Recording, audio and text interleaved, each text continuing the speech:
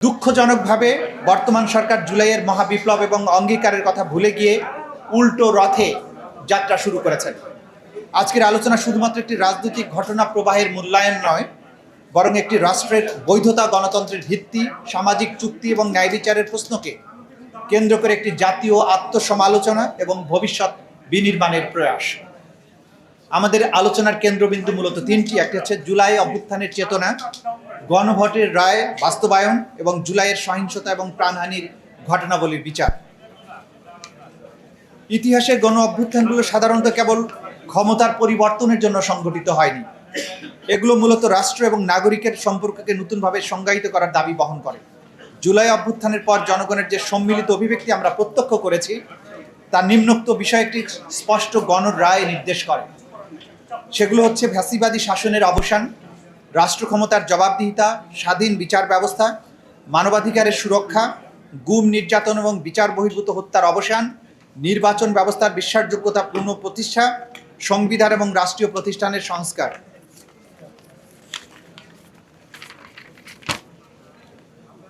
কোনো আন্দোলনের প্রকৃত সাফল্য তার তাৎক্ষণিক রাজনৈতিক ফলাফলে নয়, বরং তার মূল্যবোধগুলো কতটা প্রাতিষ্ঠানিক রূপ লাভ করলো তার উপরে নির্ভর করে।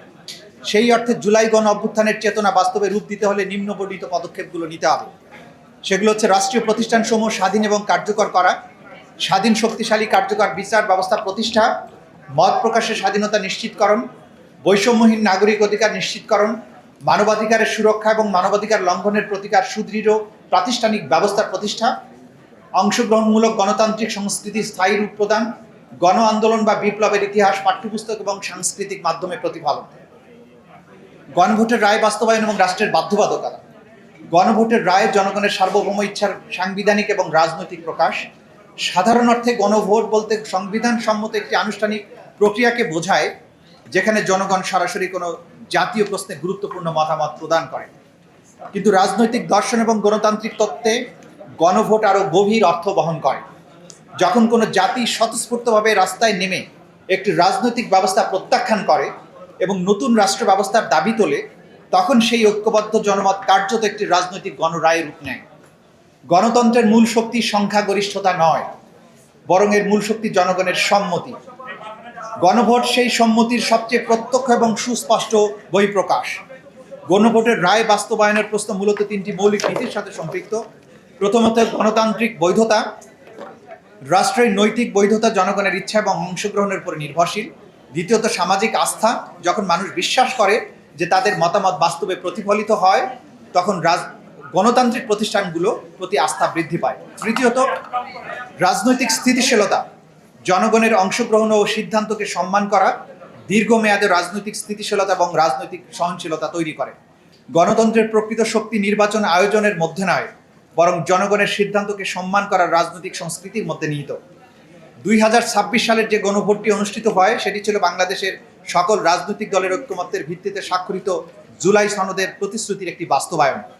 গণভোটে যে সমস্ত প্রশ্নে বাংলাদেশের নাগরিকদের মতামত গ্রহণ করা হয়েছিল, সেগুলো হচ্ছে: আপনি কি জুলাই জাতীয় সনদ, সংবিধান সংস্কার বাস্তবায়ন আদেশ 2025 এবং জুলাই জাতীয় সনদে লিপিবদ্ধ সংবিধান সংস্কার সম্পর্কিত নিম্নলিখিত প্রস্তাব সমূহের প্রতি আপনার সম্মতি জ্ঞাপন করেন কিনা? প্রশ্নগুলো ছিল: নির্বাচনকালীন তত্ত্বাবধায়ক সরকার, নির্বাচন কমিশন এবং অন্যান্য সাংবিধানিক প্রতিষ্ঠান জুলাই সনদে বর্ণিত প্রক্রিয়ার আলোকে গঠন করা হবে।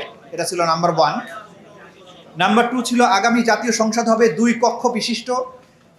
জাতীয় সংসদ নির্বাচনের দলগুলোর প্রাপ্ত ভোটের অনুপাতে 100 সদস্য বিশিষ্ট একটি উচ্চ কক্ষ গঠিত হবে এবং সংবিধান সংশোধন করিতে হইলে উচ্চ কক্ষের সংখ্যাগরিষ্ঠ সদস্যের অনুমোদনের দরকার হইবে। 3 নম্বর ছিল সংসদের নারী প্রতিনিধি বৃদ্ধি, বিরোধী দল হইতে ডেপুটি স্পিকার, সংসদীয় কমিটির সভাপতি নির্বাচন, মৌলিক অধিকার, বিচার বিভাগের স্বাধীনতা, স্থানীয় সরকার, প্রধানমন্ত্রীর মেয়াদ, রাষ্ট্রপতির ক্ষমতা সহ তফসিলে বর্ণিত যে 30টি বিষয়ে জুলাই জাতীয় সনদে ঐক্যমত্য হয়েছে, সেগুলো বাস্তবায়নে আগামী সংসদ নির্বাচনে বিজয়ী রাজনৈতিক দলগুলো বাধ্য থাকবে। 4 নম্বর ছিল জুলাই জাতীয় সনদে বর্ণিত অপরাপর সংস্কার রাজনৈতিক দলগুলোর প্রতিশ্রুতি অনুযায়ী বাস্তবায়িত হবে। দেশের 68.59 অর্থাৎ 68.59% মানুষ এই হায়া ভোটে ভোট দিয়েছিল। দেশের সংখ্যাগরিষ্ঠ মানুষের অভিপ্রায়ের পরম অভিব্যক্তি রূপে এই গণভোটের রায় বাংলাদেশের সরকার এবং সকল নাগরিকের জন্য অবশ্য পালনীয়। ক্ষমতার উৎস যে জনগণ, সেই জনগণের রায় এবং ম্যান্ডেট উপেক্ষা করা রাষ্ট্রদ্রোহিতা এবং জাতির সাথে বিশ্বাসঘাতকতার শামিল। জুলাই গণহত্যার বিচার। সভ্য রাষ্ট্রের অন্যতম বৈশিষ্ট্য হলো রাষ্ট্র তার নাগরিকের জীবনের নিরাপত্তা নিশ্চিত করবে এবং গুরুতর মানবাধিকার লঙ্ঘনের অভিযোগের ক্ষেত্রে নিরপেক্ষ এবং কার্যকর তদন্ত নিশ্চিত করবে। আন্তর্জাতিক আইনের একটি মৌলিক শিক্ষা হচ্ছে there can be no lasting peace without justice. ন্যায় বিচার ছাড়া কখনো শান্তি প্রতিষ্ঠিত হবে না। এখানে আমি আইনগত অনেকগুলো বিষয় আলোচনা করেছি যেগুলো আমি স্কিপ করে যাচ্ছি সময়ের প্রয়োজনে, এগুলো একাডেমিক অনেকটা, সে কারণে আমি স্কিপ করে যাচ্ছি। আমি যেখান থেকে আবার পড়ছি সেটা হচ্ছে United Nations updated principal for combating impunity. এইখানে কিছু কথা বলেছে যেগুলো ট্রানজিশনাল জাস্টিসের শর্ত হিসাবে ব্যবহৃত হয়। ট্রানজিশনাল জাস্টিসের শর্তগুলো হচ্ছে যে সত্য জানার অধিকার, 2 হচ্ছে বিচার পাওয়ার অধিকার, 3 হচ্ছে ক্ষতিপূরণ পাওয়ার অধিকার, 4 হচ্ছে পুনরাবৃত্তি অপরাধের রিকারেন্স প্রতিরোধের অধিকার। এগুলো ট্রানজিশনাল জাস্টিসের 4টি মৌলিক স্তম্ভ হিসাবে বিবেচিত। বাংলাদেশে আমরা ট্রানজিশন পিরিয়ডে আছি। যদি ট্রানজিশনাল জাস্টিস এনশিওর করতে হয় এই কাজগুলো আমাদেরকে করতে হবে। এরপরে আরও কিছু লিগ্যাল আসপেক্ট আমি স্কিপ করে যাচ্ছি।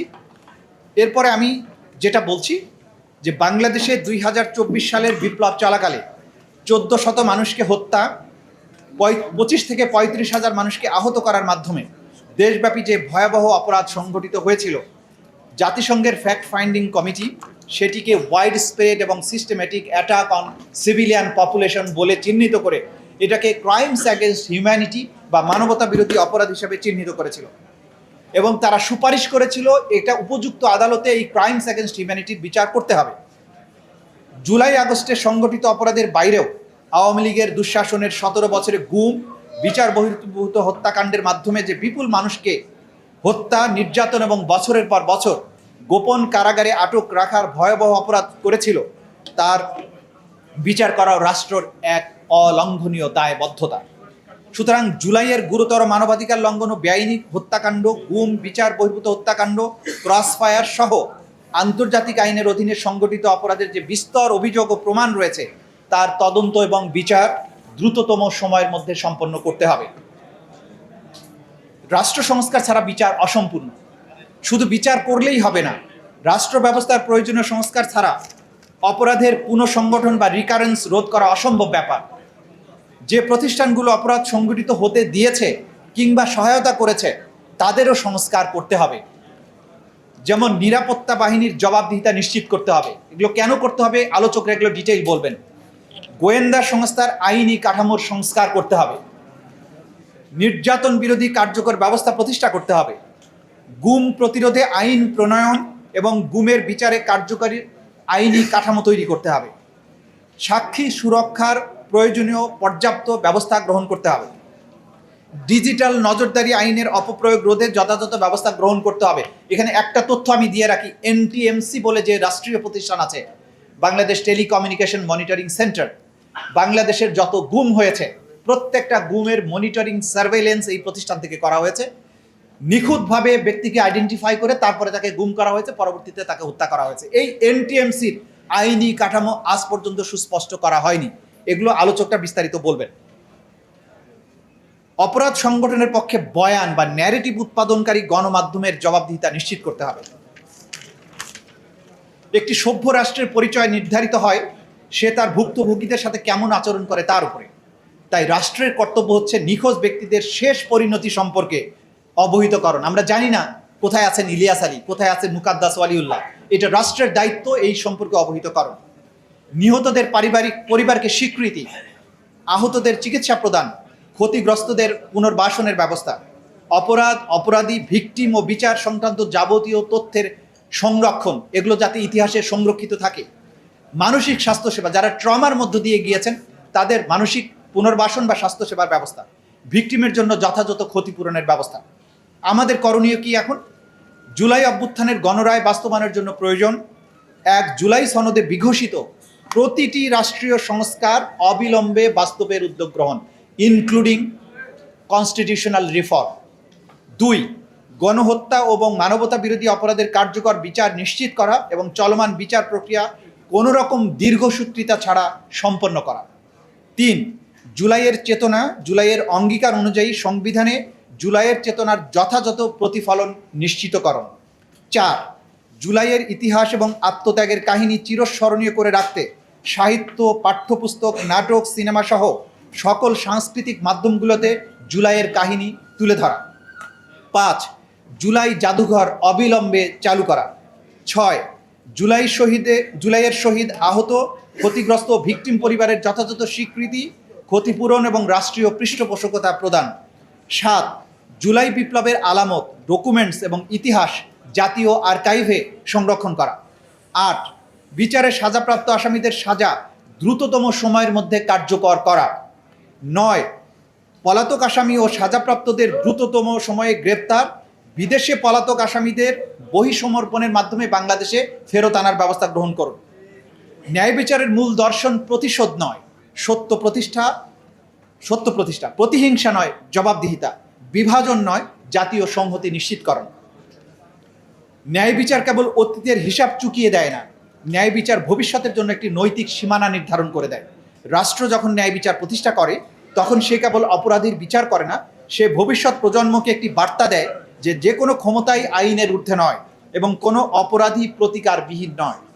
এই নিবন্ধে প্রস্তাবিত বিষয়গুলো কার্যকর করার মাধ্যমে আমরা বাংলাদেশ থেকে বিশ্বকে একটি বার্তা দিতে চাই যে বাংলাদেশ ন্যায় বিচারের পক্ষে এবং যে অপরাধ সংগঠিত হয়েছে তা আর কখনো এই মাটিতে সংগঠিত হতে পারবে না, নেভার অ্যাগেইন। আপনাদের সবাইকে ধন্যবাদ। জুলাই গণ অভ্যুত্থানের চেতনা, গণভোটের রায় বাস্তবায়ন এবং জুলাই গণহত্যা ও মানবতা বিরোধী অপরাধের বিচার এবং আমাদের দায়বদ্ধতা শীর্ষক সেমিনারের শ্রদ্ধাভাজন সভাপতি, বীর মুক্তিযোদ্ধা ডক্টর কর্নেল অলি আহমেদ বীর বিক্রম, সাবেক মন্ত্রী এবং লিবারেল ডেমোক্রেটিক পার্টির সভাপতি, মাননীয় প্রধান অতিথি, সংসদের বিরোধী দলীয় নেতা, বাংলাদেশ জামায়াত ইসলামের শ্রদ্ধাভাজন আমির জনাব ডক্টর শফিকুর রহমান, 11 দলীয় জোটের নেতৃবৃন্দ, সামনে উপস্থিত সুধী এবং শ্রোতাবৃন্দ এবং আমাদের সাংবাদিক সহকর্মী ভাই এবং বোনেরা, আসসালামু আলাইকুম। রাজনৈতিক সভা সেমিনারে আমি সাধারণত বক্তব্য রাখি না। আজকে যে বিষয়ের উপরে 11 দলীয় ঐক্য যে সেমিনারটি করছে, তো এখানে আমার নিজের দায়বদ্ধতার জায়গা থেকে আমি আজকে এসেছি। সময় 3 মিনিট, আমি 3 মিনিটের মধ্যেই যে কয়টি কথা বলা যায় আমি 2-1টি কথা বলে আমার বক্তব্য শেষ করতে চাই। সম্মানিত উপস্থিতি, আপনারা প্রবন্ধের মাধ্যমে বিস্তারিত বিষয়টি জেনেছেন এবং এই প্রবন্ধটি পড়ে নেবেন। এই প্রবন্ধের সাথে আমি সম্পূর্ণ একাত্মতা পোষণ করে এর সাথে 2-1টি বিষয় আমি একটু অ্যাড করতে চাই, যে বিষয়টি স্পেসিফিক করে বলা হয়নি, যদিও বিষয়গুলোর মধ্যে চলে এসছে, তারপরেও আমি একটু স্পেসিফিক করে বলতে চাই যে জুলাই গণ অভ্যুত্থানের চেতনা এবং জুলাই গণহত্যার বিচার, এই দাবিগুলোর মধ্যে এই বিষয়টি আছে। দীর্ঘ 17 বছরের ফ্যাসিবাদী শাসনের মধ্য দিয়ে আমরা যারা এসেছি, তো রাজনৈতিক নেতৃবৃন্দ হত্যা এবং গুম খুনের শিকার হয়েছেন সত্য। আজকে আমার সামনে যে গণমাধ্যম কর্মীরা রয়েছেন তাদের পক্ষে আমি 2-1টি কথা বলার জন্য এসেছি। তারাও এই নির্যাতনের শিকার হয়েছেন নানাভাবে। তো আজকে সাংবাদিকদেরকে গালি দেয়া হয় যে এই ফ্যাসিবাদের দানবে যারা পরিণত করেছিল শেখ হাসিনাকে, সেখানে সাংবাদিকদের একটি অংশের ভূমিকা ছিল, এই কথা কি সত্য? কিন্তু এখানে অনেক ভালো সাংবাদিক রয়েছেন যারা দীর্ঘ 17 বছর সাংবাদিকতা করতে পারেননি। সাংবাদিকতা করতে গিয়ে তারা পদে পদে বিপদের মুখে পড়েছেন। তো সেই বিপদের কথাগুলো আমরা হয়তো অনেকে জানি না, অনেকে জানি। তো জুলাই গণ অভ্যুত্থানের সময়ও আমাদের 6 জন সাংবাদিক নিহত হয়েছেন, এটি আপনারা অনেকে জানেন, অনেকে জানেন না হয়তো। আমরা সেই সাংবাদিকদেরও ভুলতে বসেছি। আজকে যদি সেই 6 জন সাংবাদিককে একটু স্মরণ করি যে আমাদের জুলাই গণ অভ্যুত্থানে যারা শহীদ হয়েছেন, শহীদ তাহির জামান প্রিয়, এটিএম তুরাব আলী, হাসান মেহেদি, শাকিল হোসেন, প্রবীর কুমার এবং সোহেল আখুঞ্জি নামে 6 জন সাংবাদিক নিহত হয়েছেন। 18 জুলাই 2 জন সাংবাদিক নিহত হয়েছেন। এই 2 জনের মধ্যে রয়েছেন হাসান মেহেদি এবং শাকিল হোসেন। 19 জুলাই 2 জন সাংবাদিক শহীদ হয়েছেন, একজন হচ্ছেন তাহির জামান প্রিয় এবং এটিএম তুরাব আলী সিলেটের। 4 তারিখে একজন সাংবাদিক নিহত হয়েছেন প্রবীর কুমার 4 আগস্ট, এবং 5 আগস্ট সোহেল আকুঞ্জি, তিনিও সিলেটের অধিবাসী। এই 6 জন সাংবাদিক নিহত হয়েছিলেন এই জুলাই বিপ্লবের মধ্য দিয়ে। তো আমরা সেই সাংবাদিক হত্যার বিচার পাইনি কিন্তু এখনো। আজকে যেমন 1400 শহীদের বিচারের দাবি করছি, একই সাথে আমি সাংবাদিক প্রতিনিধিদের পক্ষ থেকে সেই 6 জন সাংবাদিক হত্যাকারীর বিচার আমি স্পষ্টভাবে এই সরকারের কাছে চাই। আজকে শহীদদের বিচার নিয়ে নানা ধরনের ছলচাতুরি চলছে। সে বিচারের দাবি আদায়ের জন্য রাজনৈতিক নেতৃবৃন্দ কথা বলছেন, কথা বলবেন। আমি মনে করি সেই দাবি আদায় করে তারা এদেশের মানুষের যে প্রাণের দাবি সেই দাবি পূরণ করবেন। কিন্তু আমি যেই কমিউনিটির প্রতিনিধিত্ব করি, আমি দাবি জানাই যে এই সাংবাদিক হত্যার বিচার, এবং 600 সাংবাদিক আহত হয়েছিল, সেই আহত সাংবাদিকদের বিচার যদি আপনারা না করেন, যেই রক্তের উপর দিয়ে আপনারা ক্ষমতায় এসেছেন, আপনাদের ক্ষমতায় থাকার নৈতিক কোনো অধিকার থাকবে না যদি এদের বিচার না করেন। সুতরাং সেই বিচারের দাবি জানিয়ে সংক্ষিপ্ত সময় আমি আমার বক্তব্য শেষ করছি। সবাইকে আবারও ধন্যবাদ। আসসালামু আলাইকুম ওয়া রাহমাতুল্লাহ। সম্মানিত উপস্থিত ভাই এবং বন্ধুগণ, আজকের জাতীয় সেমিনারে এ পর্যায়ে আমাদের সামনে সংক্ষিপ্ত বক্তব্য রাখার জন্য অনুরোধ করছি বাংলাদেশ ডেভেলপমেন্ট পার্টির সম্মানিত চেয়ারম্যান জনাব অ্যাডভোকেট আনোয়ারুল ইসলাম চাঁদ। জনাব অ্যাডভোকেট আনোয়ারুল ইসলাম চাঁদ তার সংক্ষিপ্ত বক্তব্য রাখছেন।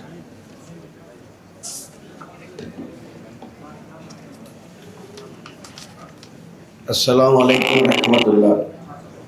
আজকের এই সেমিনারের সম্মানিত সভাপতি, উপস্থিত প্রধান অতিথি, বিশেষ অতিথিবৃন্দ, 11 দলের নেতৃবৃন্দ এবং বিভিন্ন সংগঠনের ভাইয়েরা, মিডিয়ার ভাইয়েরা, আজকে যে বিষয়ের উপরে সেমিনার হচ্ছে আসলে এটা একটা কমপ্লিট প্যাকেজ। এদেশের মানুষের প্রত্যাশার যে একটা চিত্র খুব সংক্ষেপে আমাদের এই সিনিয়র আইনজীবী তাজুল ইসলাম ভাই আমাদের কাছে তুলে ধরেছেন। এর আলোচনা আসলে অনেক বিশদ, আমরা এই ছোট পরিসরে আলোচনা করার সুযোগ নাই। তো আমি 36শে জুলাই এই বিষয়টা নিয়ে অনেক প্রশ্নের সম্মুখীন অনেক জায়গায়। কেন 36শে জুলাই আমরা বলি, এই বিষয়টার একাডেমিক অতি সংক্ষেপে আমি দু একটা কথা বলবো। 36শে জুলাই, 31শে জুলাইয়ের পর 1 আগস্টকে 32শে জুলাই বলা হলো। এর ধারাবাহিকতায় 5 আগস্ট 36শে জুলাই হিসেবে সফল পরিণত হলো। এই বিষয়টা বোঝার জন্য আসলে গণিতের সূত্রগুলো জানা দরকার। গণিতের প্রবক্তা ডিওফেন্টাইস, গ্রিক গণিতবিদ, উনি যখন এই গণিত প্রচলিত করেছেন তারপর থেকে 200 বছর, 2000 বছর এটার উপরে আলোচনা চলছে। 1936 এবং 2023 সালে জীবিত মার্কিন কম্পিউটার বিজ্ঞানী, গণিতবিদ মার্ক, নামটা পরিষ্কার আসছে না, উনি এই বিষয়টার উপরে বিশদ গবেষণা করে অনেক সমস্যার সমাধানের জন্য উনি নন ডিওফেন্টাইন অ্যারিথমেটিক্স উনি প্রমাণ করেছিলেন।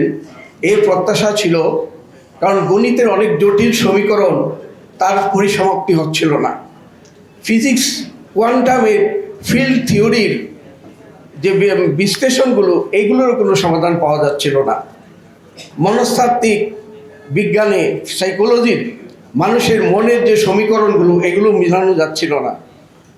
সর্বশেষ এআই, আমরা সকলেই জানি আর্টিফিশিয়াল ইন্টেলিজেন্স, এই নন ডিওফেন্টাইন থিওরির মাধ্যমে আজকের যে প্রযুক্তিকরণের যে বিশ্লেষণগুলো সেগুলো করে আসে।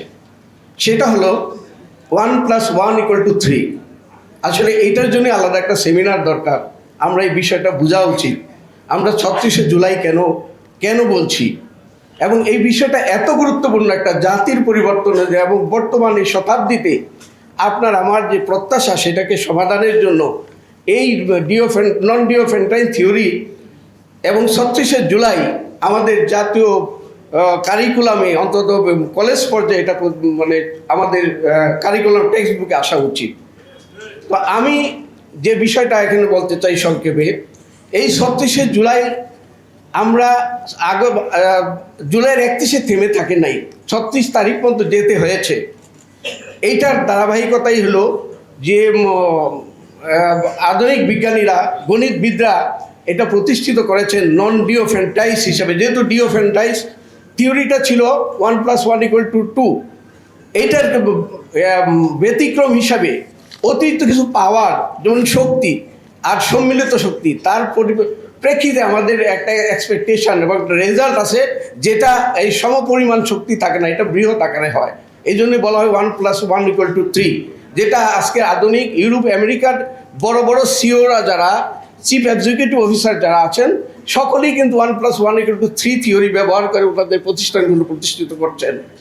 তো আমি আজকে এই বিষয়টা সংক্ষেপে উল্লেখ করার উদ্দেশ্য হলো, এই বর্তমান সরকার তারা অতীতেও আন্দোলনের ফল, 3 দলীয় ঐক্যের রূপরেখাকে অস্বীকার করে তত্ত্বাবধায়ক সরকার বুঝে নাই। 1994 সালে যখন বিরোধী দলগুলো সংসদ থেকে বেরিয়ে আসলো, তৎকালীন প্রধানমন্ত্রী বললেন যে শিশু এবং পাগল ছাড়া দেশে কোনো নিরপেক্ষ নাই। তখন যে আন্দোলন তৈরি হয়েছিল, 2 বছর যে আন্দোলন ছিল, আজকে জুলাইয়ের যে স্পিরিট, সেই স্পিরিটের মাধ্যমেই কিন্তু তখন তত্ত্বাবধায়ক সরকার বাস্তবায়ন করা হয়েছিল। তাই আজকে এই বিএনপি সরকারকে আমরা এই তত্ত্ব দিয়ে, বাস্তবতা দিয়ে, কখনো আমাদের জুলাইয়ের যে প্রত্যাশা, জুলাইয়ের যে চাওয়া, মানুষ যে কারণে জীবন দিয়েছে, দিচ্ছে এবং দিবে, তা বোঝানো সম্ভব না। একটাই পথ, এ সরকারকে মাঠে ঘাটে সকল জায়গায় শক্ত প্রতিরোধ করে আন্দোলনের মাধ্যমে এই বিএনপির কাছ থেকে জুলাইয়ের বাস্তবায়ন আদায় করতে হবে। আমরা সকলে ঐক্যবদ্ধভাবে ইনশাল্লাহ আগামীতে সে আন্দোলনের জন্য প্রস্তুতি নেব। ধন্যবাদ। আসসালামু আলাইকুম রহমতুল্লাহ। 2024 সাল 4 আগস্ট শাহবাগ চত্বরে আমাদের তরুণ যুবকেরা যখন দেয়ালের মতো প্রাচীর গড়ে প্রতিরোধ গড়ে তুলেছিল, তখন যুব আন্দোলনের সে সময় কামরুল হাসান